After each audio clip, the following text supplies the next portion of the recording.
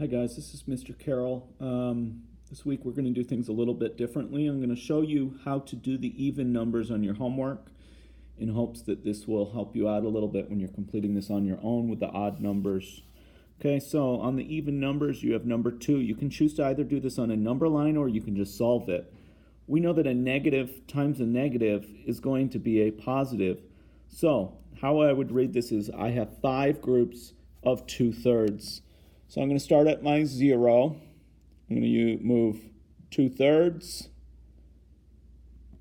2/3, 2/3, 2/3, and 2/3. Okay? This point right here that we end up at is at 3 1/3. And again, that was a positive because we know that a negative times a negative is a positive. Okay, number 4, I have a positive times a negative. When the signs are different, we know our answer is negative, so I'm going to put that right away, that it's a negative. I have 5.4 times 4. 4 times 4 is 16, write the 6, carry the 1, put your decimal. 5 times 4 is 20, plus 1 is 21. I've got a negative 21.6. Okay? Number 6, a negative times a negative is a positive. So 5.6 times 3. 6 times 3 is 18. Write the 8, carry the 1, put your decimal. Sorry about that. 3 times 5 is 15, plus 1 is 16.8. Okay? So you'll do the same thing on questions 8 and 10. If you are looking to get the extra credit points, please make sure you complete questions 8 and 10. All right, when we are completing multiplying rational numbers that have more than 2, we need to only approach 2 at a time. Okay, so here's my first set. We know that we can cross simplify to make it easier.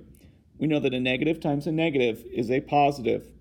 I'm going to cross off the 3's, make them a 1, because 3 divided by 3 is 1. I'm going to cross off my 5 and make it a 1, and 10 becomes 2, because they can both be divided by 5. So, a negative times a negative is a positive. 1 times 2 is 2. And 1 times 1 is 1. Now, I have to multiply that by a negative 2/9.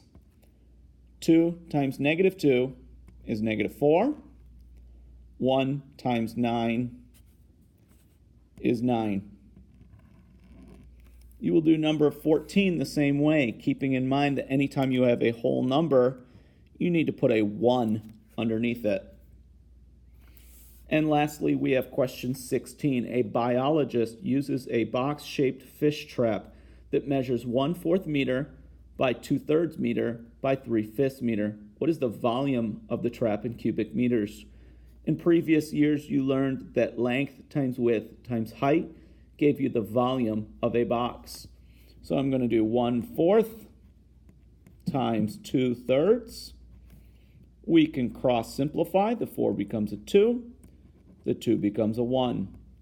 1 times 1 is 1. And 2 times 3 is 6. Times my last number, which is 3/5. We can cross simplify again. We can see that 6 and 3 can both be divided by 3. So the 3 becomes a 1. The 6 becomes a 2. 1 times 1 is 1. And 2 times 5 is 10. The volume, we would write that, is 1/10 meters cubed.